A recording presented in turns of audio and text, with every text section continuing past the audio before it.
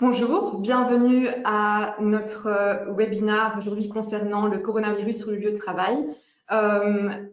Et nous verrons aujourd'hui tant les aspects droit du travail que les aspects droit des assurances. Je m'appelle Estelle Renard, je suis avocate en droit social chez Lydion depuis près de 7 ans. Je vais aborder avec vous les aspects qui concernent le droit du travail et mon collègue Adrien Willox vous présentera les aspects relatifs au droit des assurances. Le séminaire se présente, en deux parties principales. Une première partie qui concerne plutôt la prévention, donc la prévention d'une contamination au Covid-19 sur le lieu de travail, et une deuxième partie qui concerne plutôt le côté réactif. Donc, une fois qu'une contamination s'est présentée, quels sont les droits, les obligations des uns et des autres. Et de nouveau, nous verrons tant les aspects de droit du travail que les aspects droit des assurances. Alors, la crise Corona a durement touché la Belgique et ce de manière totalement inattendue en mars 2020. Une recrudescence récente en novembre 2020 a obligé le gouvernement à prendre de nouvelles mesures et à imposer un nouveau lockdown. Et pour faire face à cette crise sanitaire sans précédent, le gouvernement a édicté ou a adopté des mesures, des directives et des recommandations relativement strictes. Et donc, les entreprises ont dû prendre en toute hâte des mesures pour assurer que leur activité au sein de l'entreprise pouvait continuer dans les conditions sanitaires les plus sûres possibles. Parmi les différentes mesures, et vous le verrez sur le slide qui s'affiche, il y a par exemple le télétravail à domicile ou la distanciation sociale. Et donc, il y a toute une série de mots qui sont entrés dans notre vocabulaire que nous ne connaissions pas auparavant. Et forcément, qui dit mesures qui doivent être respectées et appliquées par les entreprises, dit forcément également contrôle. Et donc, je pense que nous allons, dans un premier temps, passer à une première question pour vous. Elle s'affiche ici. Votre entreprise a-t-elle déjà fait l'objet d'un contrôle Corona ? Je pense que vous aurez l'occasion maintenant de répondre oui ou par non. Voilà, nous avons les résultats. Je vois que 40% à peu près d'entre vous ont répondu qu'il y a bien eu un contrôle dans l'entreprise, contre 60% qui disent que non. On avait donné un séminaire comparable, enfin c'est le même séminaire mais en néerlandais au mois de décembre. Et là, les résultats étaient encore à peu près 10% avaient déjà eu un contrôle, pardon, et 90% n'avaient pas encore eu de contrôle. Donc, on voit que en 2 mois d'intervalle, les contrôles ont augmenté. J'en profite ici également pour vous dire que si vous avez une question durant cette présentation, vous avez je pense c'est à droite de votre écran, la possibilité de poser la question ou de faire des remarques. Et vous avez également la possibilité de télécharger la présentation de ce séminaire. Et donc, voilà, on voit qu'il y a quand même des contrôles en entreprise. Le SPF avait également annoncé que les contrôles seraient plus fréquents. Il y a à peu près 1000 inspecteurs qui sont aujourd'hui sur le terrain et qui vont effectuer des inspections en fait, aléatoires pour vérifier si dans la pratique, les entreprises respectent bien les mesures Corona, donc la distanciation sociale, l'aération, la ventilation des lieux de travail, le télétravail à domicile, pour les fonctions qui s'y prêtent. Et la charge de travail est tellement importante que d'autres inspections ont également été impliquées dans les contrôles. Et c'est la raison pour laquelle une checklist qui s'affiche également sur le site a été préparée et qui permet en fait un contrôle plus uniforme. C'est-à-dire que quand les inspecteurs viennent sur le lieu de travail, ils vérifient tous les mêmes mesures, les mêmes critères. C'est-à-dire, est-ce que, comme je le disais déjà, est-ce que le télétravail à domicile est respecté ?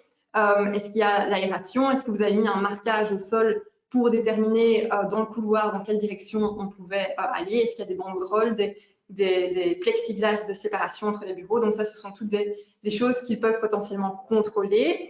À ce stade-ci, et d'après les échos que nous avons eus, ce sont surtout des avertissements qui sont donnés si les règles en matière Corona ne sont pas respectées.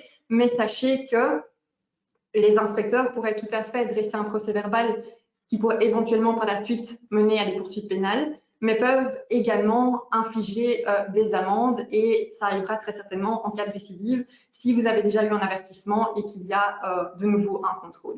Et comme je le disais, les contrôles sont en principe aléatoires, mais il est tout à fait possible qu'un travailleur, par exemple, contacte l'inspection sociale pour dire que certaines règles ou certaines mesures ne sont pas respectées ou appliquées et que vous fassiez alors l'objet d'un contrôle.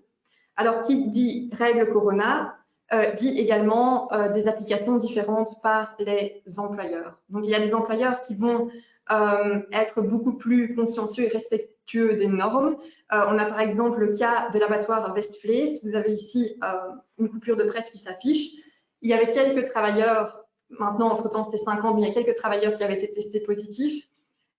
Et l'employeur, par mesure de précaution et de prévention, avait décidé de mettre en quarantaine plus de 200 personnes, et pas forcément des personnes qui avaient été en contact avec les personnes contaminées, mais justement pour éviter une propagation de la contamination au sein de l'entreprise. Et puis, vous avez également des entreprises qui prennent moins de mesures et ça peut mener à des conséquences graves. On se rappelle, en tout début de lockdown, le décès d'un collaborateur du Colruyt et sa famille a introduit aujourd'hui une action contre l'employeur pour en fait défaut de prévoyance, car elle considère que voilà, il a été contaminé au coronavirus sur son lieu de travail, il est décédé suite à la maladie, et donc la famille tient l'employeur responsable du fait de ne pas avoir adopté les mesures adéquates. Mais donc, en parlant de mesures, entrons maintenant dans le vif du sujet. De quelles mesures parle-t-on?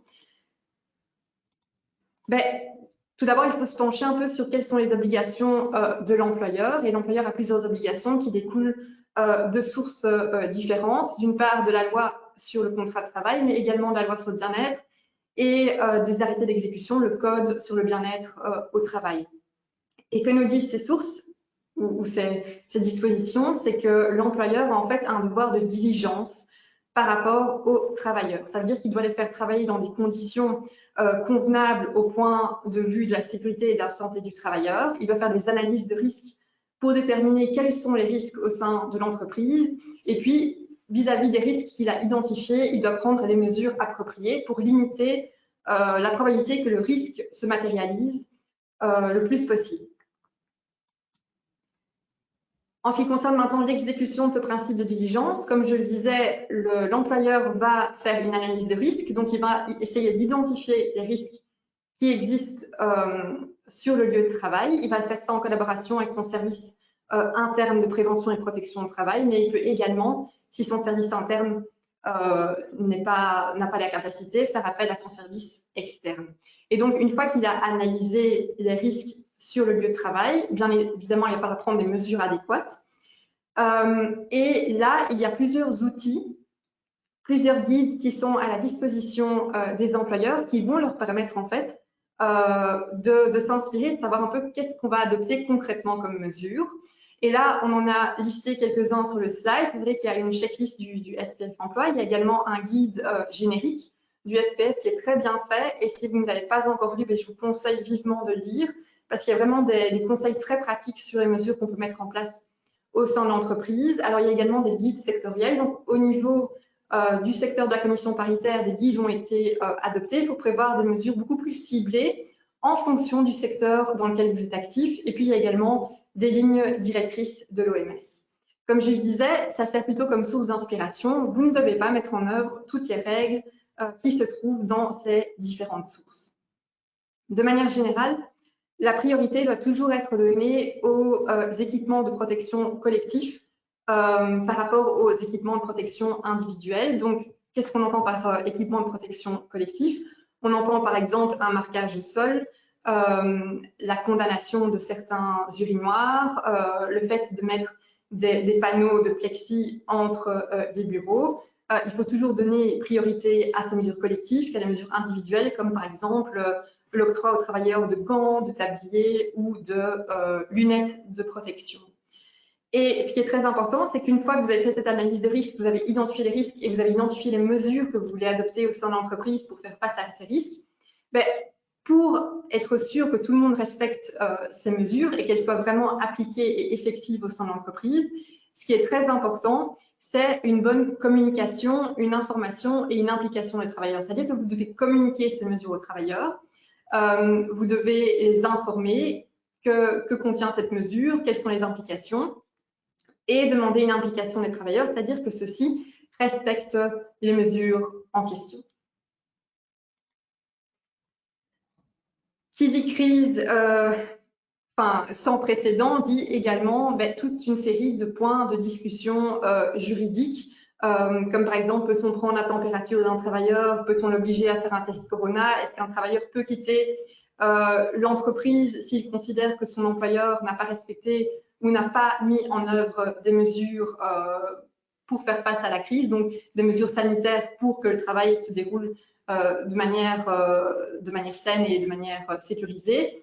Ce sont toutes des questions que nous avons listées ici, auxquelles nous n'allons pas répondre aujourd'hui, mais la raison pour laquelle nous les listons, c'est parce que finalement, quand un employeur va réfléchir aux mesures qu'il va mettre en place, il va toujours devoir mettre en balance ses intérêts. Donc d'une part, son obligation de diligence, son obligation de faire travailler les travailleurs dans un lieu de travail qui soit sécurisé, donc qui soit respectueux de la santé et de la sécurité des travailleurs, mais il y a également l'intérêt du travailleur finalement, et donc le droit à la vie privée du travailleur. Et donc il faudra toujours mettre en balance ses intérêts et confronter ses intérêts pour voir quel est l'intérêt qui finalement est le plus important. Et en ce qui concerne par exemple la prise de température, le SPF adopte une certaine position qui n'est pas forcément celle de l'autorité de protection des données. Et donc, parfois, c'est difficile, effectivement, pour un employeur de savoir quelles mesures il peut ou ne peut pas appliquer et à quel intérêt, l'intérêt collectif ou l'intérêt individuel, doit-il donner la priorité. Alors, dans l'entreprise, quand on a une politique de bien-être, quand l'employeur veut mettre en œuvre des mesures relatives au bien-être, mais bien évidemment, il faut que quelqu'un les applique. Et donc là, c'est en fait une responsabilité qui va finalement incomber à l'organe de gestion de l'entreprise, aux administrateurs. C'est eux qui ont finalement la responsabilité de définir et d'identifier la stratégie de gestion et de contrôle des risques dans l'entreprise et de mettre celle-ci en œuvre. Mais en ce qui concerne leur responsabilité, là, mon collègue Adrien Bilox reviendra en détail dessus par la suite. Alors, on a parlé de l'obligation de l'employeur de prendre des mesures, mais bien évidemment, tous les employeurs ne sont pas diligents, tous les employeurs ne vont pas prendre des mesures ou vont prendre des mesures qui sont insuffisantes. Et si tel est le cas, il y aura des sanctions. Et donc, il y a différents articles, soit dans le code pénal social, soit dans le code pénal, qui contiennent des sanctions en cas de non-respect de certaines dispositions. Et donc, on a le premier article qui s'affiche sur votre slide, c'est l'article 127 du Code pénal social. C'est un article qui prévoit en fait que qui sanctionne le non-respect de la loi sur le bien-être au travail et ses arrêtés d'exécution, et donc le Code sur le bien-être au travail. Donc, l'employeur, ses préposés ou ses mandataires, parce qu'on dit vraiment qui est visé par ces dispositions, qui n'a pas respecté la loi sur le bien-être au travail, c'est soit l'employeur, soit ses préposés, soit ses mandataires. S'ils n'ont pas respecté la loi sur le bien-être au travail, il ne faut même pas de dommages forcément, mais le seul fait de ne pas respecter cette loi peut entraîner une sanction. Et donc, dans le Code pénal social, vous avez des sanctions qui vont de niveau 1, c'est la sanction la plus faible, c'est par exemple une mention obligatoire qui manque au règlement de travail, jusqu'à la sanction la plus lourde qui est la sanction de niveau 4. Et généralement, les sanctions de niveau 4 sont appliquées pour les infractions relatives au bien-être au travail. Et donc, comme vous le voyez, un employeur qui n'aurait pas respecté la loi sur le bien-être au travail ou ses arrêtés d'exécution est passible en fait d'une amende pénale de 800 à 8 000 euros ou une amende administrative de 400 à 4 000 euros. Mais imaginons maintenant que l'employeur en question n'a pas respecté ses obligations en vertu de la loi sur le bien-être au travail et que ce non-respect ait entraîné un accident du travail ou un souci de santé pour un des travailleurs. Alors, la sanction devient une sanction de niveau 4. Vous le verrez, ça une peine d'emprisonnement et ou une amende. Et dans les cas les plus graves, ça peut même mener jusqu'à l'interdiction d'exploiter et la fermeture de l'entreprise. Dans le cadre de la crise Corona, un article supplémentaire a été ajouté dans le Code pénal social. Vous verrez, c'est l'article qui s'affiche au milieu du tableau, c'est l'article 238. Et cet article-là, dans son champ d'application, est plus large en fait, parce qu'il ne sanctionne pas seulement l'employeur, ses préposés ou mandataires, mais aussi toute personne, et donc aussi potentiellement le travailleur. Et qu'est-ce que cet article sanctionne? Il sanctionne en fait le non-respect des mesures de prévention d'urgence en vue d'assurer la sécurité et la santé des travailleurs. Qu'est-ce que ça veut dire? Ça veut dire par exemple le fait de ne pas respecter en entreprise la distanciation sociale, le fait de ne pas mettre en œuvre en fait au sein de l'entreprise les mesures nécessaires pour faire face à la crise Corona. Et donc là, même le travailleur qui ne respecterait pas ces mesures-là pourrait être passible d'une sanction en vertu de cet article. Mais ici, vous le verrez, la sanction est un peu plus faible, elle n'est que de niveau 2. Et donc, c'est une amende pénale de 400 à 4 000 € ou une amende administrative de 200 à 2 000 €. Mais il y a également le code pénal normal, donc là, le code pénal social, qui prévoit qu'en son article 420, et là, il vise toute personne. Donc, toute personne qui aurait commis un défaut de prudence ou précaution et qui va entraîner des coups et blessures peut être passible d'une peine d'emprisonnement et ou une amende. Alors, quand on dit l'employeur, ses préposés et mandataires, par ses préposés, on vise qui? En fait, on vise également certains de ses employés et plus particulièrement la ligne hiérarchique. La ligne hiérarchique, ce sont les personnes qui, au sein de l'entreprise, ont une certaine autorité et qui peuvent effectivement veiller à l'application des mesures de lutte contre le corona et de manière générale, en fait, les règles en matière de bien-être au travail.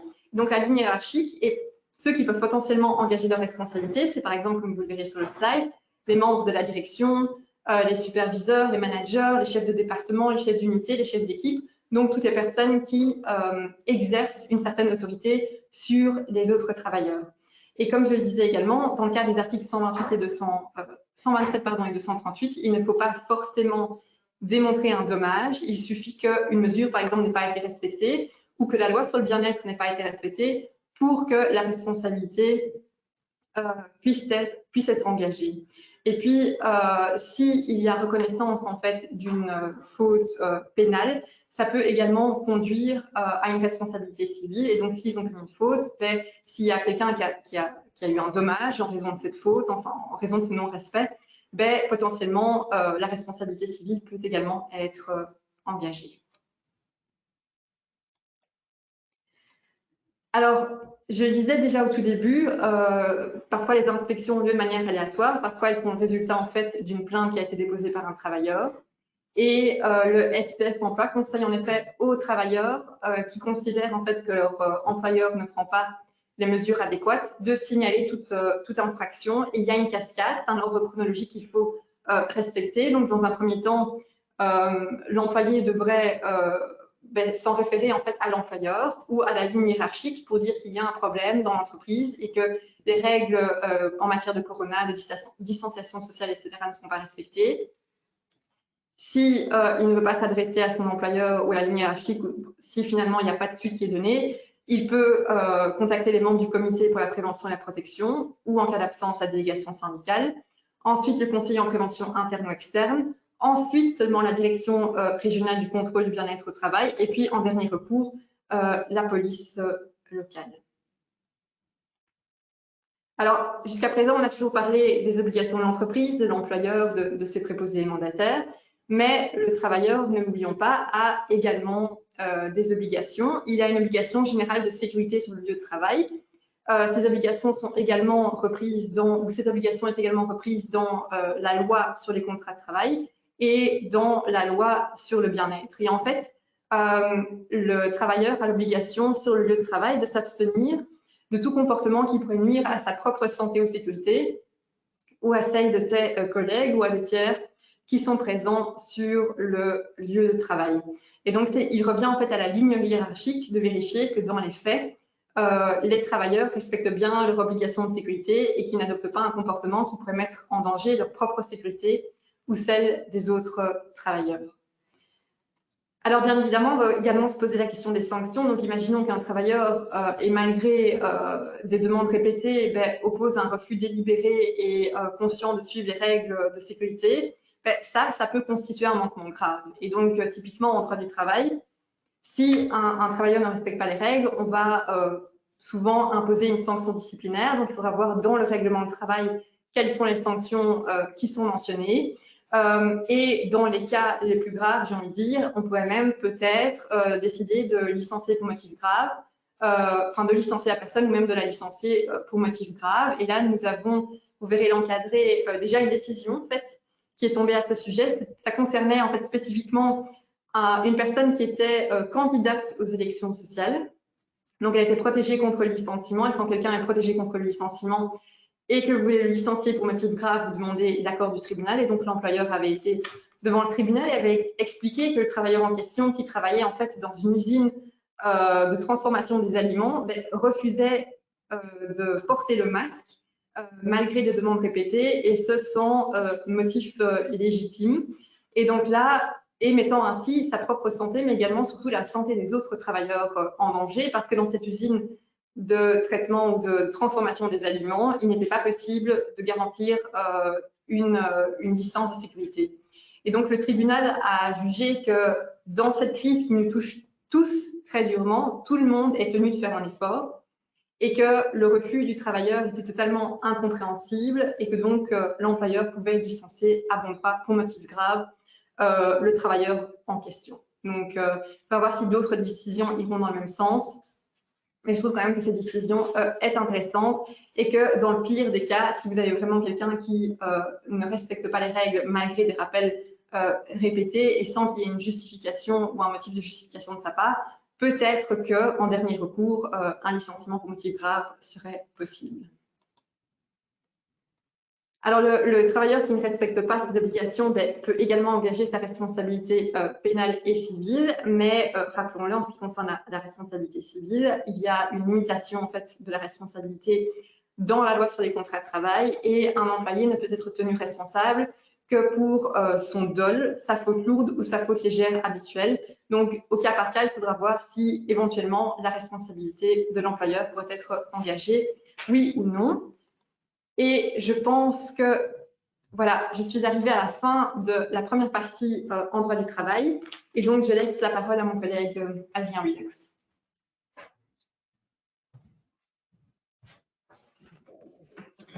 Alors, bonjour à tous. Merci Estelle pour cette première partie très intéressante et absolument passionnante. Je vais maintenant entamer avec vous les aspects propres au droit des assurances en cas de responsabilité de l'employeur ou de l'administrateur. Alors, il faut savoir, et c'est très important, que le contrat d'assurance, en règle, n'offrira pas de couverture pour ce qui est des amendes pénales. Pourquoi? Parce que c'est des principes admis déjà de longue date dans le Code civil. Les contrats qui ont une cause illicite, quand on dit illicite, c'est-à-dire une cause qui est prohibée par la loi ou contraire à l'ordre public ou aux bonnes mœurs, est tout simplement nul. Par exemple, un contrat qui prévoirait l'assurance pour des passeurs de drogue, je prends un exemple tout à fait au hasard, est tout à fait nul. Quel est le but ou la ratio legis de ce genre de règles? En fait, c'est, et vous le voyez à la lecture de l'article 155 de la loi relative aux assurances, donc la loi de 2014, applicable de manière générale aux assurances, prévoit qu'aucune amende ni transaction pénale ne peuvent faire l'objet d'un contrat d'assurance, à l'exception de celles qui sont à charge de la personne civilement responsable et qui sont sans rapport avec les lois et arrêtés d'exécution relatifs à la circulation routière ou au transport par route. Alors, le but d'une telle règle, c'est on veut tout simplement éviter de placer l'assuré dans, plutôt je dirais à l'abri des conséquences d'une pénalité qui est prévue par la loi. Alors la question est de savoir, ok, pour les amendes pénales, ce n'est jamais couvert. Qu'en est-il pour les amendes administratives? Et c'est précisément là l'objet de la question sondage qu'on vous pose et qui s'affiche sur votre écran. Donc la question est la suivante: les amendes pénales sont-elles toujours exclues de la couverture? Oui, d'accord, mais les amendes administratives peuvent-elles être couvertes? Alors, première possibilité de réponse: oui, ces sanctions n'ont pas un caractère pénal. Deuxième possibilité de réponse: non, ces sanctions sont assimilées à des amendes pénales. Ou enfin, troisième réponse: cela dépend du montant de l'amende administrative. Alors, je vous invite à répondre maintenant à la question pour obtenir le certificat, et on discutera des réponses par la suite. Voilà. Alors, je reprends l'exposé. Donc, selon le sondage, une faible majorité d'entre vous pense que la bonne réponse serait la seconde, à savoir que non, les sanctions administratives sont de fait assimilées à des amendes pénales. En réalité, la bonne réponse était la troisième, puisqu'en fait, ça dépend simplement du montant de l'amende administrative, ça dépend du caractère de sévérité d'une amende administrative et je vais justement aborder ça plus en détail avec vous dans le cadre du slide prochain. Alors, le contrat d'assurance, effectivement, qui par sa cause interdite conduit à la création ou au maintien d'une situation illicite ou qui contrevient à l'article 155 de la loi relative aux assurances, ce dont je vous parlais tout à l'heure, entraîne sa nullité partielle. Mais bien entendu, on parle, le cas échéant, de la nullité de la clause et pas de la nullité du contrat dans son ensemble. Alors, les sanctions administratives, par exemple, en cas d'infraction au code pénal social, présentent bien un caractère pénal au sens de l'article 6 de la Convention européenne des droits de l'homme. C'est la raison pour laquelle ce genre d'amendes administratives-là seront précisément assimilées à des amendes au sens pénal du terme et donc ne peuvent tout simplement pas être couvertes par un contrat d'assurance. Alors, en fait, en réalité, si vous voulez, la jurisprudence, notamment la Cour de cassation, a développé des critères très précis qui permettent de déterminer si une sanction a un caractère pénal ou davantage administratif. Alors, parmi ces critères, on identifie notamment le fait de savoir si la règle prescrit un comportement déterminé et prévoit une sanction en cas de non-respect, si on vise pas seulement la réparation pécuniaire d'un préjudice, mais essentiellement la sanction pour éviter que l'acte qui est interdit soit réitéré. Et la règle se fonde également sur une norme à caractère général dont le but est à la fois préventif et répressif. Et enfin, c'est le dernier critère, je dirais le plus important, si l'amende administrative est d'un tel montant très sévère, alors forcément, on va qualifier ça en amende pénale et elle va perdre son caractère d'amende administrative. Donc, pour discuter effectivement ce que vous voyez à l'écran sur votre slide, les amendes pénales ou un règlement à l'amiable dans le cadre du non-respect des obligations en matière de bien-être, c'est ce dont je vous parlais tout à l'heure, ne seront donc jamais couverts par une assurance RC de type RC exploitation. Et les amendes administratives ne seront pas couvertes si elles sont de nature pénale au sens de l'article 6 de la Convention européenne des droits de l'homme, parce qu'on estime alors par exemple que le montant de l'amende est trop élevé. Alors, qu'en est-il toujours des aspects du droit des assurances en cas de responsabilité de l'employeur ou de l'administrateur?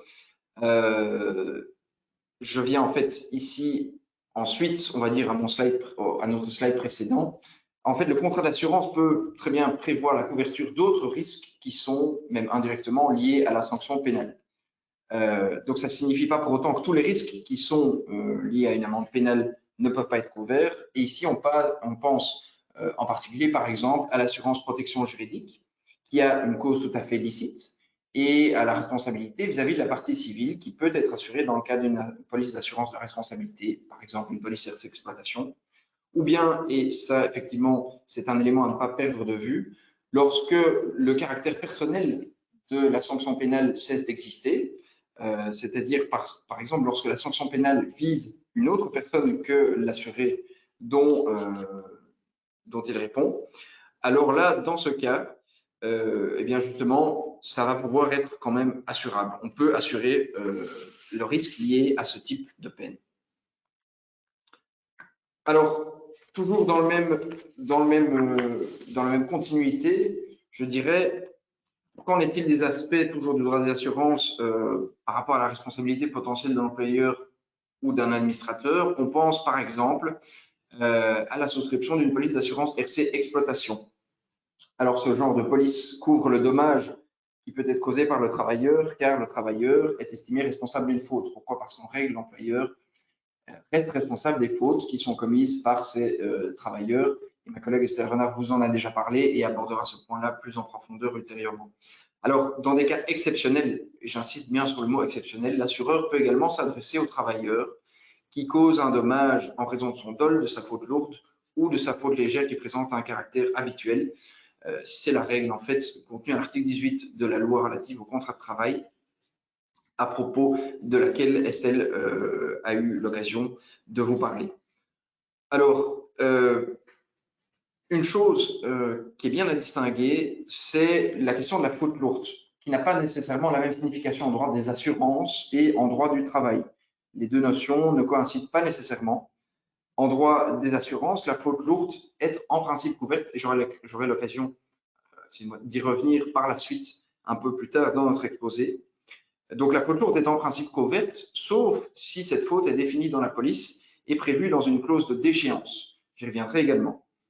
Alors, dans ce genre d'assurance, une police par exemple de responsabilité, l'assureur va prendre normalement la direction du litige au nom de son assuré si jamais il y a une procédure judiciaire qui s'entame, et il va pouvoir, le cas échéant, exercer un recours contre le tiers responsable du sinistre. Donc c'est pour ça qu'au bas du slide, on a insisté, et vous pouvez le lire, sur la différence fondamentale entre le recours qui existe pour dol, faute lourde ou faute répétée, et la question de la déchéance propre au droit des assurances en raison de la faute lourde ou du dol.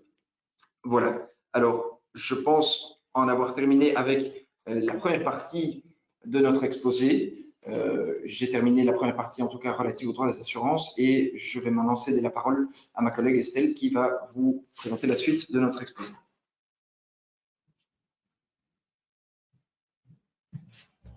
Merci Adrien. Donc, comme j'avais annoncé en début de séminaire, cette deuxième partie va concerner en fait la partie plus réactive, c'est-à-dire à partir du moment où vous faites face en tant qu'employeur à une contamination au Covid-19 sur le lieu de travail. Et on va commencer cette deuxième partie par une nouvelle petite question. Et la question est la suivante, c'est y a-t-il eu des infections dans votre entreprise? Vous voyez, il y a 5 réponses possibles. La première, c'est oui, mais moins de 10% du personnel a été touché. Oui, mais il y a eu entre 10 et 25% du personnel qui a été touché. Oui, entre 25 et 50. Oui, plus de 50. Ou alors non, nous n'avons pas encore eu de cas de corona sur le lieu de travail. Et je vous laisse répondre à la question maintenant. Voilà, donc nous avons les résultats. On voit qu'à peu près 70% ont déjà eu un cas de contamination sur le lieu de travail, mais qui concernait moins de 10% du personnel. Seuls 10% ont eu plus de 50% et 22% répondent que non, ils n'ont pas encore eu de cas de contamination sur le lieu de travail. Alors, la question qui se pose, c'est quand on fait face à une contamination sur le lieu de travail, que doit-on faire? Alors, si sur le lieu de travail, vous avez un travailleur qui présente des symptômes ou qui a été testé positif au coronavirus, en vertu en fait de votre obligation de diligence et le fait d'assurer la santé et la sécurité des travailleurs sur le lieu de travail, vous devez immédiatement renvoyer le travailleur à son domicile et lui demander de consulter le plus rapidement possible son médecin traitant. Une fois que cette contamination a été confirmée, vous devez contacter en fait le conseiller en prévention interne, le médecin du travail et les organes de concertation au sein de l'entreprise pour voir est-ce que nous devons prendre des mesures suite à cette contamination. Est-ce que cette contamination a peut-être eu lieu sur le lieu de travail même? Est-ce qu'il y a quelque chose qu'on devra encore mettre en place pour éviter qu'un tel cas de contamination se reproduise? En principe, le service de prévention externe débutera un contact tracing avec l'employeur afin de limiter les chances de propagation. Donc, on va voir quels étaient au sein de l'entreprise, si l'employeur est venu sur le lieu de travail, avec qui avait-il un contact, qui sont ces personnes et doivent-elles ou non éventuellement se mettre en quarantaine. Et depuis un arrêté de janvier, en fait, qui a été publié, si je ne me trompe pas, le 21 janvier au ministère belge, ce rôle est de plus en plus dévolu en fait au médecin du travail qui va s'occuper du contact tracing et également de la remise des certificats de quarantaine. Alors, si vous avez un doute et que vous avez un travailleur, par exemple, sur le lieu de travail où vous ne savez pas exactement a-t-il des symptômes ou non, un travailleur qui n'est manifestement pas malade, même si vous avez des doutes, ne peut pas être renvoyé comme ça à la maison. Parce qu'en tant qu'employeur, n'oubliez pas, vous avez également l'obligation de fournir du travail en fait.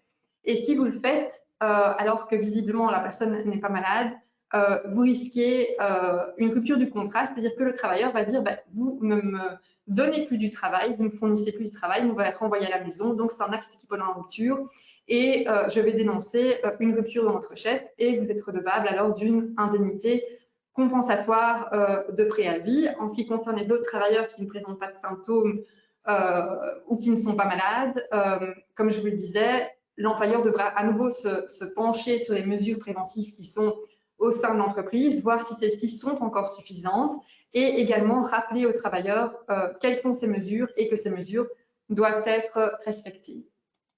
Alors, vous avez un travailleur qui est contaminé.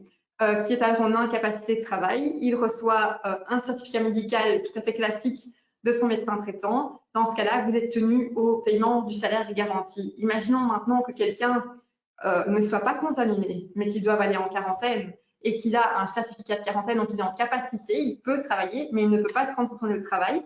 Là, il faut faire une distinction. Donc, soit la fonction pour laquelle vous employez cette personne se prête au télétravail. Dans ce cas, la personne va simplement exécuter sa fonction à domicile et faire du télétravail à domicile. Dans quel cas, vous ne devez pas lui payer de salaire garanti, mais simplement son salaire normal puisque cette personne travaille. Soit vous avez un travailleur pour lequel le télétravail à domicile n'est pas possible. On pense par exemple à un ouvrier dans une usine sur une chaîne de production. Dans ce cas-là, sous certaines conditions, le travailleur, avec le certificat quarantaine, pourra avoir droit à des allocations de chômage pendant la période où il ne peut pas se rendre sur son lieu de travail. Comme nous l'avions déjà abordé en début de séminaire, le fait de ne pas prendre les mesures nécessaires peut entraîner en fait ou peut engager la responsabilité de l'employeur, y compris ses dirigeants, tant sur le plan pénal, comme je le disais, le fait simplement de ne pas respecter la loi sur le bien-être, mais également sur le plan civil. Et donc le travailleur lui-même ou ses ayants droit, sa famille s'il est décédé, peut éventuellement engager une action civile contre l'employeur, ou même pour les fautes de ses collègues ou d'autres travailleurs, puisque l'employeur sera responsable. Et alors, il reviendra au travailleur ou à la famille de démontrer qu'il y a effectivement un dommage et qu'il y a un lien causal entre éventuellement le fait de ne pas adopter certaines mesures et la contamination corona dont a été victime le travailleur en question. Et lorsqu'une infraction pénale a été constatée, celle-ci peut également entraîner la responsabilité civile et ne peut pas seulement constituer une faute pénale, mais peut également constituer une faute civile qui entraînera la responsabilité civile. Alors, concernant ces derniers slides de ma partie que je vais vous présenter à présent, se pose bien évidemment, comme je disais, dans le cadre de cette crise, il y a plein de questions qui vont se poser. Et une de ces questions, c'est si le travailleur tombe malade du corona, est-ce qu'on peut considérer que c'est oui ou non, par exemple, une maladie professionnelle ou un accident du travail? Et donc ici, on vous reproduit en fait la position de FEDRIS. Il faudra voir si cette position sera également suivie, par exemple, par les cours et tribunaux. Mais très tôt, FEDRIS a considéré que le corona, la COVID-19, est une maladie professionnelle pour les travailleurs de certains secteurs.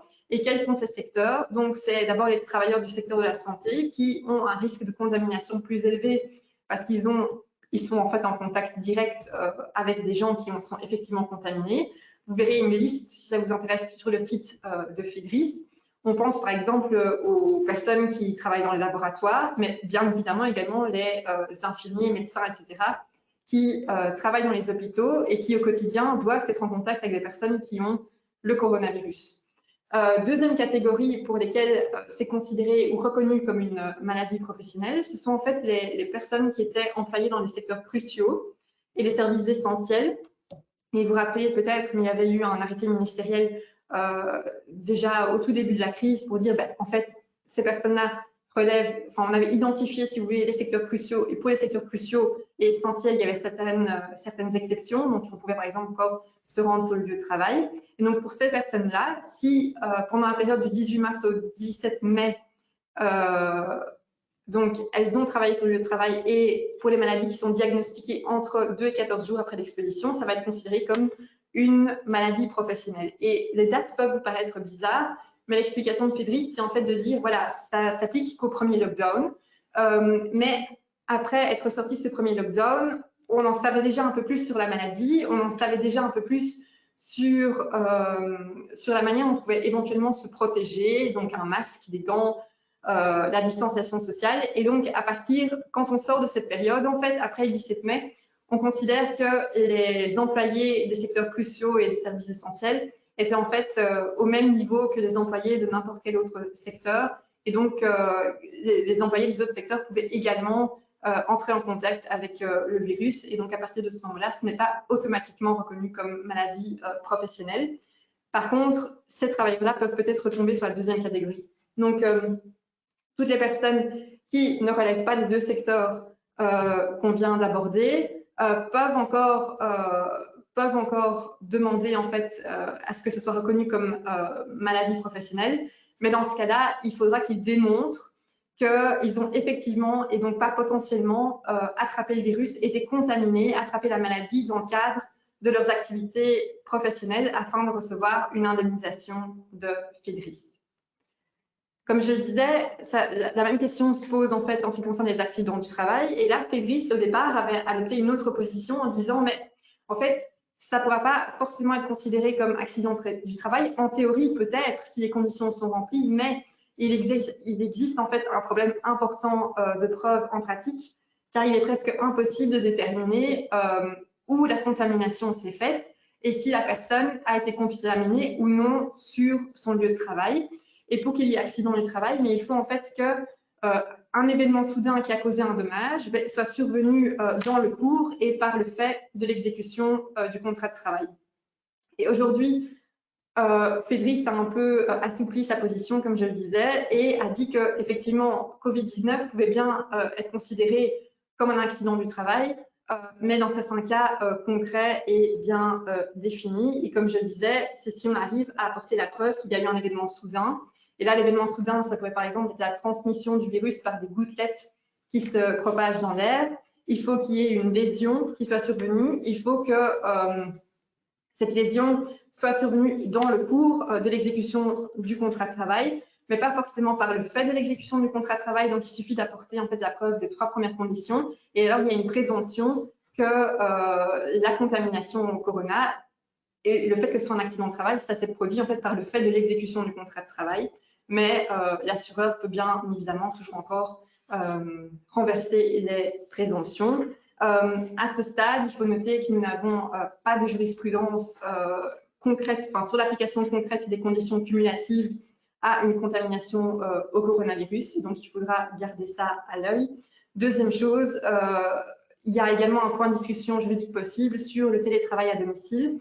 Donc, un accident ou une contamination, je veux dire, qui se serait produite à la maison dans le cadre du télétravail à domicile, est-ce que ça va tomber ou non est-ce que ce cas-là est ou non couvert par les présomptions qui sont contenues dans la loi sur les accidents de travail? Mais ça, c'est une question sur laquelle on va se pencher à l'avenir et qui devra être tranchée encore parce qu'elle reste incertaine. Voilà, je laisse maintenant la parole à mon collègue Adrien Milox et je vous souhaite une bonne suite de séminaire.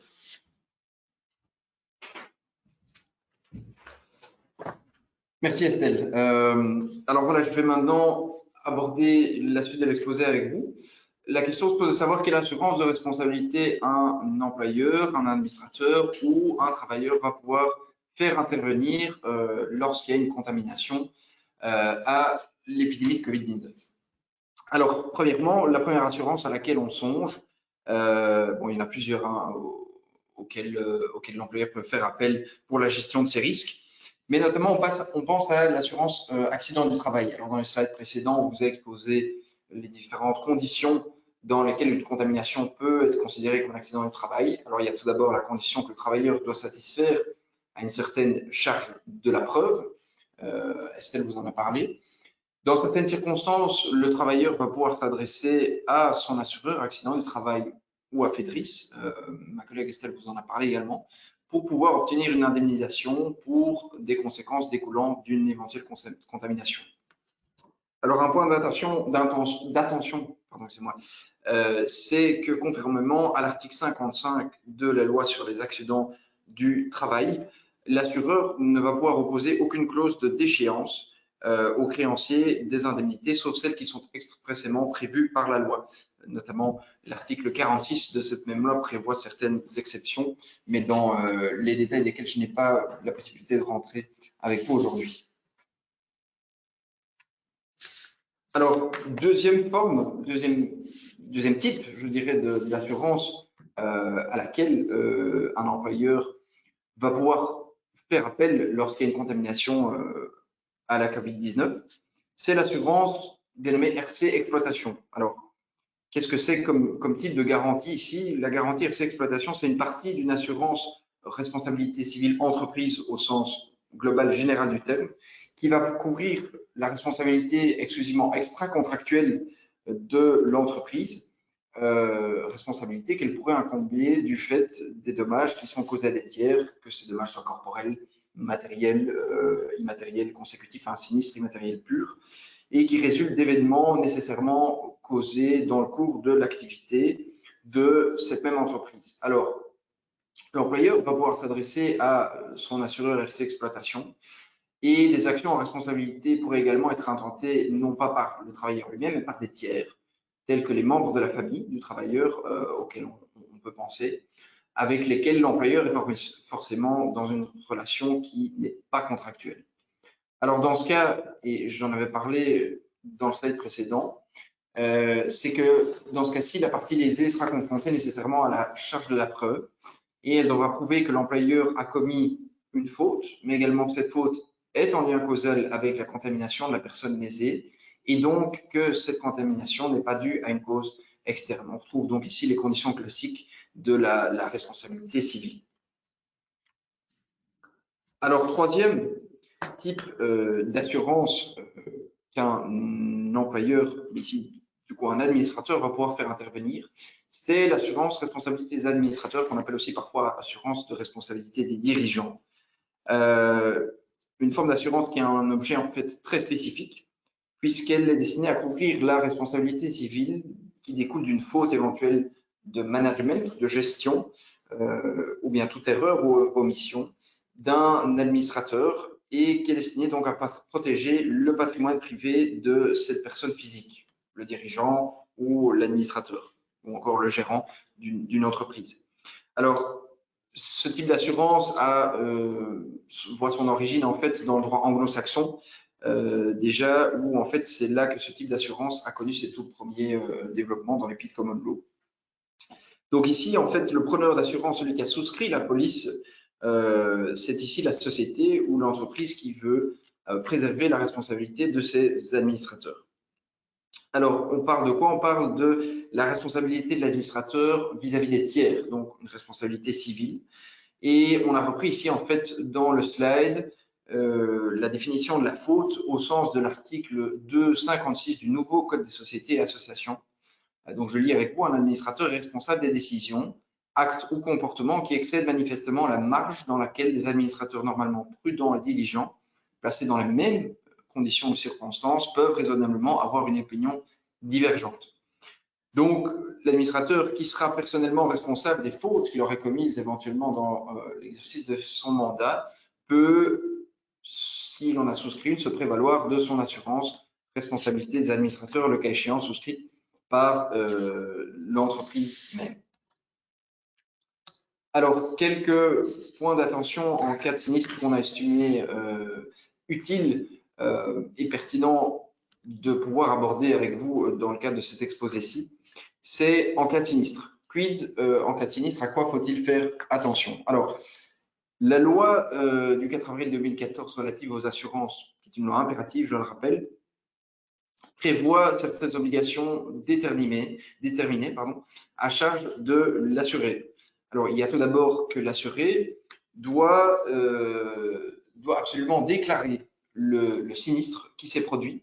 Il a également un devoir de collaboration vis-à-vis de son assureur. Ça implique quoi? Ça implique nécessairement, premièrement, de fournir tous les renseignements utiles à son assureur et de répondre à toutes les demandes et questions qui lui sont faites pour permettre à l'assureur de déterminer les circonstances et fixer l'étendue du sinistre. Ce sont des dispositions impératives de la loi de 2014 sur les assurances qui prévoit ces obligations. Alors donc, il n'y a pas que l'assureur qui a ces obligations, mais également l'assuré. Et généralement, la police d'assurance va prévoir en fait un délai raisonnable en dehors lequel l'assuré va devoir effectuer sa déclaration de sinistre. Donc l'assuré ici doit répondre aussi aux questions de la manière la plus consciencieuse et honnête possible pour ne pas se retrouver à un cas où on lui reprochait, le cas échéant, une fraude. Alors, la deuxième obligation majeure qui repose sur l'assuré, c'est son obligation de limiter le dommage ou d'en atténuer, en tout cas, les conséquences. Ça implique quoi? Ça implique de prendre les mesures utiles pour limiter les conséquences du sinistre. Alors, donc, qu'est-ce que ça implique? Ça implique d'éviter que, le cas échéant, l'épidémie de Covid-19 survenue ne se propage davantage au sein de l'entreprise et donc de limiter les dommages déjà subis. Alors, nécessairement, le preneur d'assurance, en tout cas celui qui a souscrit la police, c'est-à-dire l'entreprise, ici dans le cas qu'on évoque, nécessairement va, si elle veut se montrer la plus prudente et la plus diligente possible, se concerter avec son assureur ou avec son courtier d'assurance, le cas échéant, pour décider de concert et ensemble quelles sont les mesures les plus appropriées ou les plus adéquates, en tout cas, pour pouvoir limiter ce dommage. Alors, appliqué au cas du Covid-19, on pense bien évidemment à la décision éventuelle de mettre en quarantaine un certain nombre d'employés, un certain nombre de groupes d'employés qui se sont retrouvés à un quelconque moment ou à plusieurs moments en contact rapproché et qui ont donc créé un risque plus grand d'une propagation de l'épidémie entre eux. Voilà pour les obligations. Alors maintenant, on se pose bien évidemment la question de savoir quelles sont les sanctions éventuelles rattachées au non-respect des obligations que j'évoquais dans le slide précédent. Alors tout est contenu en fait tout simplement de nouveau dans la loi relative aux assurances de 2014, à savoir les articles 75 et 76 de cette loi. Alors, que prévoient ces dispositions? C'est que l'assureur, tout d'abord, peut réduire son intervention, ou en tout cas sa garantie, il peut réduire sa prestation à due concurrence du préjudice qu'il a subi si ses obligations ne sont pas respectées. Et en cas de dol, donc fraude ou tromperie de son assuré, il peut même tout simplement en fait refuser d'intervenir. Et là, bien évidemment, les conséquences financières sont très importantes parce qu'il n'y a tout simplement pas de couverture. Suite des points d'attention en cas de sinistre que l'on veut évoquer avec vous dans cet exposé. Qu'en est-il alors si l'assuré a commis lui-même une faute qui a causé elle-même un dommage? Alors, en principe, la loi du 4 avril 2014 relative aux assurances prévoit la couverture obligatoire du sinistre, même en cas de faute lourde de l'assuré. Donc, l'assureur n'a pas le choix ici, il doit couvrir le cas de faute lourde. C'est prévu à l'article 62, alinéa 2, pour être plus précis. Mais par contre, il y a une possibilité de refuser l'octroi de la couverture dans le cas où des manquements prévus spécifiquement, expressément et limitativement dans le contrat d'assurance sont en relation causale avec la survenance du sinistre. C'est en fait ici le cas où la situation de la déchéance que l'on évoque, qui se distingue de la cause d'exclusion. Une clause d'exclusion, c'est une clause qui, dans la police d'assurance, va prévoir certains cas déterminés dans lesquels il n'y a pas couverture, parce qu'on se situe en fait en dehors du champ d'application de la garantie. Mais indépendamment ici de toute faute de l'assuré, tandis que dans le cas de la clause de déchéance prévue dans la police d'assurance, c'est une clause qui va prévoir une faute déterminée, expressément prévue et un certain nombre de fautes éventuellement limitatives, dans lesquelles il y aura refus de couverture. Pourquoi? Parce que l'assuré a manqué de se conformer à certaines obligations ou en tout cas a commis des fautes ou des manquements. C'est ce que l'on appelle donc la déchéance. Il faut bien évidemment qu'il y ait un lien causal entre le manquement et le sinistre. Si la faute de l'assuré est absolument sans aucun lien quelconque avec la survenance du sinistre, du dommage, l'assurance doit quand même jouer et l'assureur ne peut pas se dire « je refuse ma couverture ». Voilà. Alors, lorsqu'on parle de spécifique, donc parmi les trois conditions qui sont évoquées dans le slide spécifique, express et limitative, quand on vise spécifique, je le disais tout à l'heure, c'est par opposition à une clause de déchéance qui serait trop large, trop générale ou trop globale et qui viserait de manière générale et indistinctement tout comportement ou tout fait qui manquerait aux lois et règlements applicables ou en vigueur. Le manquement doit être vraiment déterminé. C'est une condition essentielle pour que la clause de déchéance puisse jouer. Alors, qu'en est-il maintenant, et c'est de nouveau quelque chose de très important à retenir, qu'en est-il du sinistre qui est causé intentionnellement par l'assuré? Alors, de nouveau, la loi de 2014 relative aux assurances prévoit une sanction tout à fait drastique. C'est que à partir du moment où l'assureur peut démontrer, et la charge de la preuve lui incombe, que son assuré a causé intentionnellement le sinistre, donc il avait la volonté de causer un dommage, donc de manière volontaire et intentionnelle, Tout simplement, il n'y a aucune couverture. C'est de nouveau l'article 62 de la loi sur les assurances qui prévoit cette sanction, à moins que, par contre, la faute intentionnelle soit commise par une personne dont l'assuré est civilement responsable. Par exemple, ici, on pense aux travailleurs de l'entreprise qui est elle-même assurée. Donc, on vise bien uniquement la faute intentionnelle de l'assuré lui-même et pas celle d'un tiers.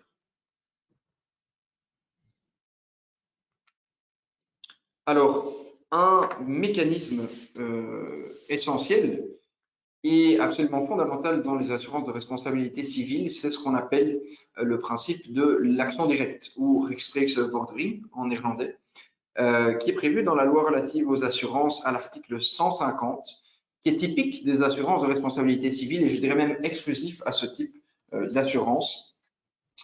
Le but, c'est quoi? C'est d'offrir une protection plus complète à la victime ou au tiers lésé par un dommage. Et c'est typique des assurances de responsabilité civile déjà depuis longue date, depuis 1874, dans les premières assurances incendie, qu'on a prévu ce type de mécanisme. En fait, le tiers lésé va pouvoir s'adresser directement à l'assureur de son assuré qui lui a causé un dommage pour obtenir directement récupération ou indemnisation du préjudice qu'il a subi. Il peut s'adresser en fait directement, tout simplement, à l'assureur qui, en général, est forcément plus solvable que la personne qui lui a causé un dommage, l'entreprise, donc par exemple, qui se trouverait en situation de faillite. Donc, on voit bien là l'intérêt de ce type de mécanisme, éviter bien évidemment le fait que le patrimoine financier de la personne qui a causé le dommage au tiers lésé soit tellement appauvri ou tellement faible qu'il ne puisse pas obtenir récupération de l'indemnisation qu'il cherche à obtenir. Alors, en matière d'action directe, la loi sur les assurances prévoit aussi un régime d'opposabilité des exceptions. À l'article 151, je n'ai pas l'occasion malheureusement de rentrer dans les détails de toutes ces conditions et exceptions, mais sachez que c'est prévu par la loi et le fait que l'assureur peut donc opposer le cas échéant, dépendant de savoir s'il s'agit d'une assurance obligatoire ou non obligatoire, il va pouvoir opposer au tiers lésé certaines exceptions. Alors, pour en terminer avec les points d'attention qu'on a relevés en cas de sinistre, on vous donne ici, sur le slide, s'affichent quelques recommandations qu'on a pour vous. La première étant de toujours procéder à une analyse au cas par cas du sinistre pour déterminer si celui-ci est couvert et si oui, sous quelle police d'assurance parmi les différentes polices qu'on a pu évoquer dans l'exposé. Déterminer si la faute de l'assuré entraîne la déchéance ou est exclue de la couverture, donc déchéance s'il y a une faute ou un manquement de l'assuré, ou bien exclusion si c'est simplement en dehors du champ de la garantie. Effectuer une déclaration de sinistre de manière complète, honnête et en temps utile, c'est très important. Souvent, la police d'assurance, je l'ai dit tout à l'heure, prévoit un temps ou un délai raisonnable en dehors lequel l'assuré ou le preneur va devoir effectuer sa déclaration de sinistre.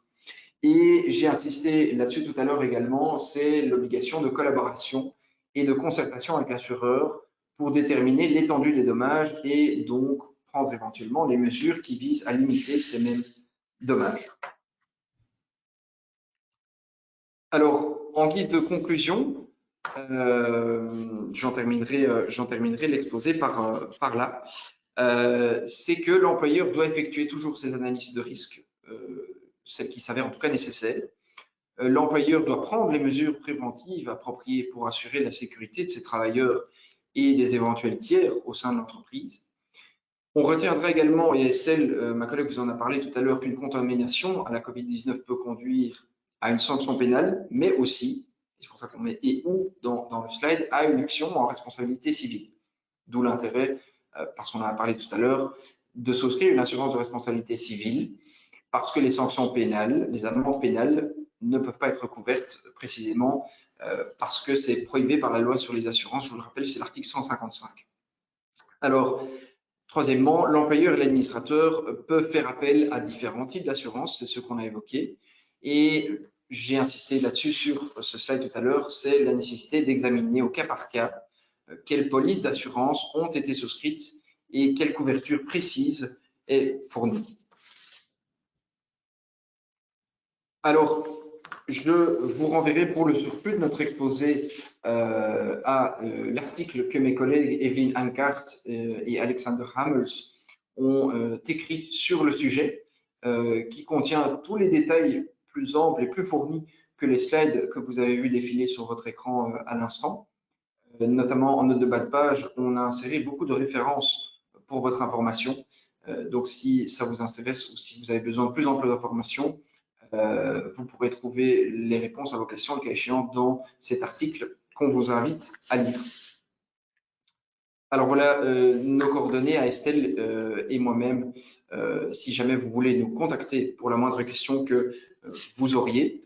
Je vois malheureusement au minuteur que le temps nous est compté. Je ne peux pas malheureusement répondre maintenant aux questions éventuelles qui auraient été posées dans le chat, mais je vous invite à nous les adresser par écrit et on se fera un plaisir d'y répondre dès que possible. Voilà, c'est la fin de ce webinaire. Je vous souhaite encore une agréable journée et merci d'avoir été avec nous. Au revoir.